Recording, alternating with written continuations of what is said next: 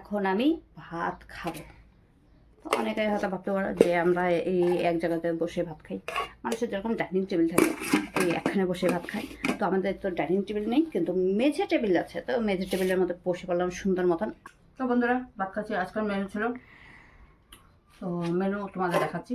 এবারে আলু বলছি, ভুলে গেছে আমার একটু। তো এখানে করলা আছে, মিষ্টি কুমড়ো আছে, আর হচ্ছে সবগুলো মিলে একসাথে বেজে দিতে শর্টকাটে করেছি আজ, লঙ্কাটা করিনি। তো খেতে খুব ভালোই লাগছে। তারপর হচ্ছে এই কলাটা হলো আমার বাবা কিনে দিয়েছে।